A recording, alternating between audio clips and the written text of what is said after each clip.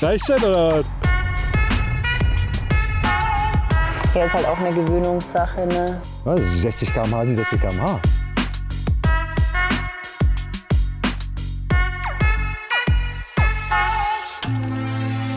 They keep on saying, we'll find your straight way, 24 hours a day.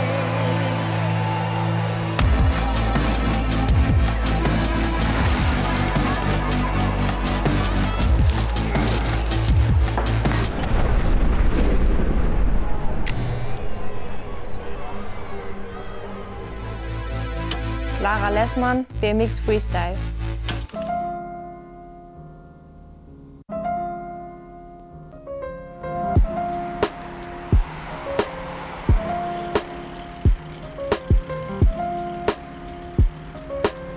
Wir sind hier gerade im Mellow Park in Berlin, mein Local Spot, und wir sind ungefähr 600 Meter von meinem Zuhause entfernt.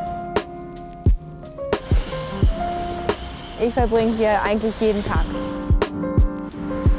Also Mellow Park ist ein Jugend- und ein Sportverein in einem. Man kann hierher kommen, egal ob man Sport macht oder nicht. Ich bin hier als Sportlerin und als Jugendliche und man kann hier alles betreiben, von Sport bis Tischtennis, Inlineskate, Basketball, und man kann hier auch einfach herkommen, um Spaß zu haben und abzuhängen. Damals, als wir den Mellow Park gegründet haben, vor 20 Jahren, ging es darum, verschiedene Jugendkulturen an einem Ort zusammenzubringen. Ursprünglich kommen wir ja aus dem Urschleim, aus einem ehemaligen DDR-Jugendclub. Ja, ihr habt ja einen Haufen Jugendclubs in der DDR, die haben sie dann alle geschlossen nach der Maueröffnung. Unser sollte auch geschlossen werden, aber die Kids haben demonstriert und gesagt, ja, und so sind wir dann da zum AMZ gekommen und dann haben wir uns überlegt, ey, hier kann man ja auch was draus machen. Idee Mellow Park. Und dann ist der quasi entstanden, 10 Jahre lang an dem alten Areal. Dann kam aber der Wohnungsbau. Genau, und dann sind wir hierher gekommen und mussten quasi wieder von vorne anfangen, alle neu aufbauen. Und ja, jetzt sind wir hier und ist auch geil. Boah, ey. Ey, hier müssen wir auch mal irgendwie richtig geil machen, ey. Oder ich brauche eine Federung. Mann. Oh. Boah, ey. Jetzt wird das Wetter wieder kacke, ey. Echt frisch. Ja. Gott sei Dank gehen die Temperaturen noch, ey. Haben wir Glück dieses Jahr. Wie lange bist du jetzt eigentlich schon hier?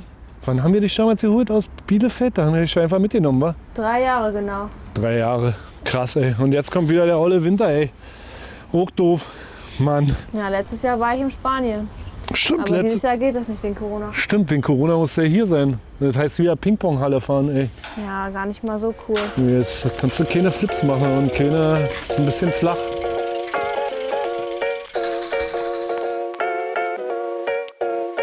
Geht ja nicht. Geht ja nicht. Lara ist ein Traum. Klingt jetzt natürlich alles extrem swaffelmäßig, aber die ist wirklich cool. Sie hat sich ja entschieden, nach Berlin zu kommen, weil sie im Prinzip eine Lizenz brauchte, um bei den World Cups starten zu können. Dort, wo sie herkam, aus Flensburg, da war das nicht möglich mit einer Lizenz. Sie braucht also einen Sportverein. Wir, Mellow Park e.V., sind ein Sportverein. Wir können Lizenzen ausstellen, so dass man am World Cup teilnehmen kann. World Cup braucht man, um irgendwann mal zu Olympia zu kommen, und das ist Laras Ziel. Und da hat sie damals mit 16 entschieden, okay, wenn das in Flensburg hier nicht geht, dann gehe ich jetzt nach Berlin. Also da hören ja schon mal, die Spanier würden sagen, Cojones dazu, ja, für so ein kleines Mädchen zu sagen, ey, ich gehe jetzt nach Berlin.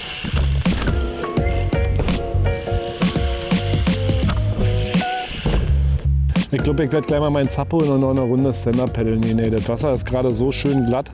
Kein Wind, wa? Kaum Wind, ey. Mit meinem breiten Kreuz ist es immer doof, wenn so viel Wind ist, weil dann wäre ich ja mal weggepustet. Na, wenn jetzt kein Wind ist, glaube ich, gehe ich nochmal auf die Rampe und mach mal ein paar Tricks. Ah, du kannst ja kleine Tricks. Ja, ich übe die noch mal ein bisschen. Vielleicht nächstes Jahr zum Highway oder zu Olympia klappt es dann. Richtig dialed.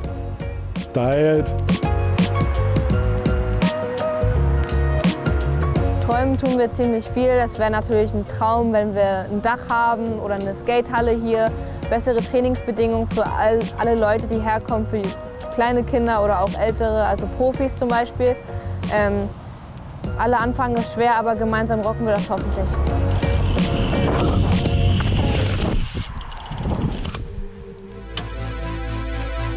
Gudrun Stock, Bahnradsport, Mannschaftsverfolgung.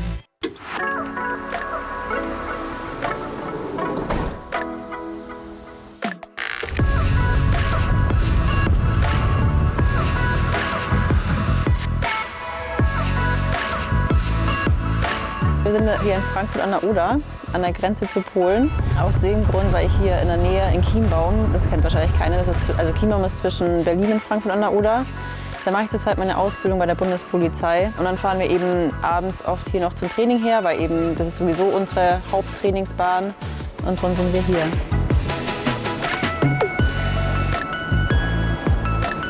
Also meistens fahre ich mich auf der Rolle erstmal warm, weil ich da mit den Gängen eben besser variieren kann in meinem Warmfahrprogramm.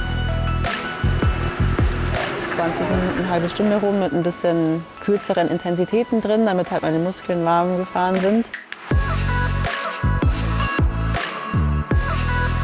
Dann fange ich auch eigentlich gleich mit meinem Programm an auf der Bahn. Heute habe ich zum Beispiel jetzt 4 Intervalle gefahren, stehend auch aus der Startmaschine raus, mit immer 10 bis 15 Minuten Pause dazwischen. Gucken, wo wir in die Startmaschine hinkommen. Ein bisschen aber. Zu hoch? Nee. Nicht so hoch ist es nicht. Wie weit bist du gefahren, Rudi? 6 Runden. 6 Runden? Mhm.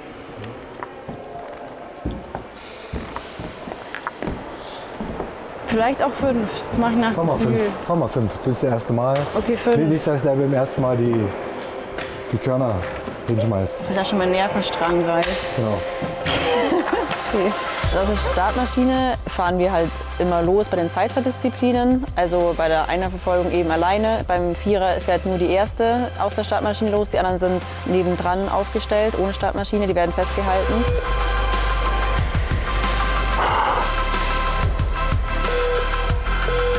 Diese Maschine, die hält das Hinterrad fest und lässt in dem Moment, wo also zählt runter, ich glaube von 45 sogar, aber da guckt man noch nicht hin. Das erste Mal piept es dann bei 10, glaube ich. Da guckt man dann hin und dann piept es nochmal bei 5, 4, 3, 2, 1, 0. Genau, und bei 0 lässt sie eben los, damit man eben losfahren kann. So, Tablet.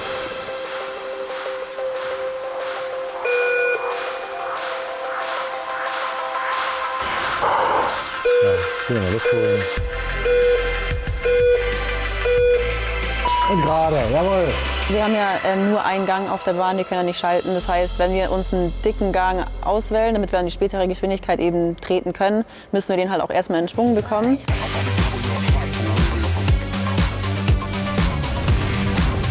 Das heißt, wir fahren ziemlich zügig los, damit wir den Gang auch schnell in Schwung haben, weil je länger es dauert, desto mehr Zeit braucht man natürlich und desto mehr Kraft geht auch verloren dabei.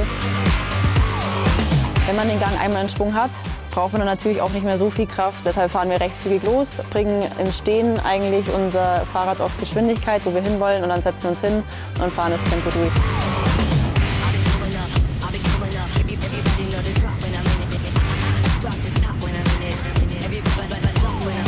Wir müssen klar unsere Linie halten. Wenn wir weiter oben fahren, zum Beispiel auf Rot, dann fahren wir auch einen viel längeren Weg in der Kurve. Das ist auch suboptimal. Dann im Vierer fahren wir in der Kurve auch auf Schwarz, kürzester Weg, aber fahren dann auf der Geraden nochmal hoch auf Rot, um dann im Kurveneingang wieder auf Schwarz runterzufahren, damit wir ein bisschen mehr Schwung mitbekommen,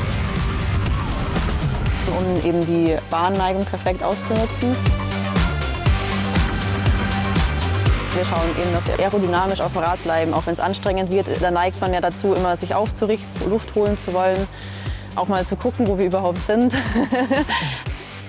Darum testen wir das auch regelmäßig und schauen, dass wir immer auf dem neuesten Stand mit der Aerodynamik sind. Genau. Alma Bestvater. Klettern.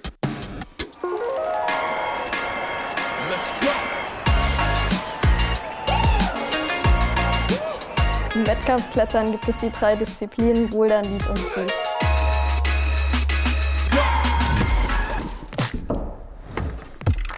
Das Bouldern ist die Disziplin, bei der man nicht so hoch klettert, nicht das, wo man ein Seil und einen Gurt braucht, sondern man ist tatsächlich einfach frei an der Wand und als Sicherung dienen eben die Matten, die drunter liegen. Der Schwierigkeitsgrad der Boulder ist wahrscheinlich bei jedem Wettkampf relativ ähnlich, solange das jetzt eben ein Weltcup ist, dann national wahrscheinlich ein bisschen leichter. Es sind immer wieder neue Boulder und immer wieder neue Bewegungen. Beim Bouldern ist es so, dass man im Prinzip so viele Versuche hat, wie man möchte. Das Einzige ist, dass man eben maximal, je nachdem welche Runde es ist, 5 oder 4 Minuten Zeit hat für den Boulder. Aber in diesen 5 Minuten kann man so viele Versuche machen, wie man möchte. Beim Bouldern gibt es einen Topgriff und das erste Ziel ist natürlich erstmal, dass man den Topgriff erreicht. Das ist dann eben ganz oben in dem Boulder. Dann gibt es auf der Hälfte ungefähr des Boulders nochmal einen Zonengriff, der auch schon mal ein paar Punkte gibt. Und letztendlich geht es dann darum, wer die meisten Tops in den wenigsten Versuchen und die meisten Zonen in den wenigsten Versuchen erreicht hat.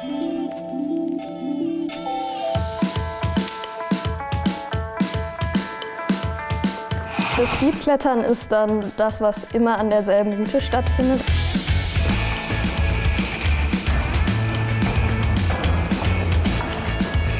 Das ist eine 15 Meter hohe Wand, an der immer die gleiche Griffabfolge angeschraubt ist und man lernt im Prinzip diese Route auswendig und wer am schnellsten oben ist, gewinnt.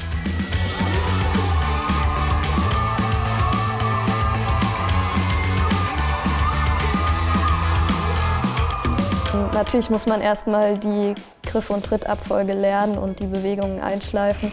Aber dann kommt es wirklich nur noch darauf an, möglichst schnell da durchzukommen und eben nicht abzurutschen. Beim Speedklettern gibt es unten so ein Pad und oben ein Pad. Und quasi, wenn man mit dem Fuß unten das Pad verlässt, dann läuft die Zeit. Und wenn man oben wieder anschlägt, dann endet sie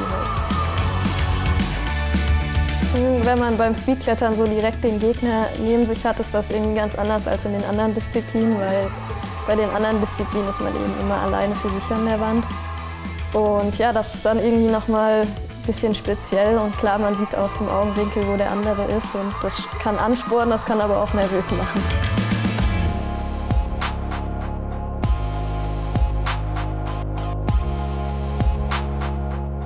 Das Leadklettern ist dann so ein bisschen das klassische Klettern, wie man es sich halt vorstellt, also mit Seil und Gurt.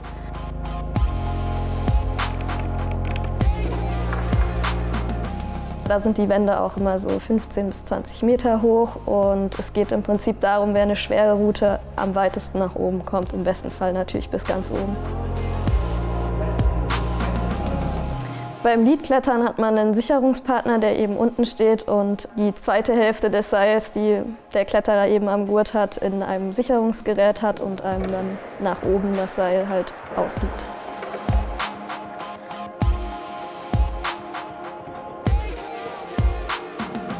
Man hat für eine Lead-Tour maximal 6 Minuten im Wettkampf, aber die Zeit wird relativ selten ausgeschöpft.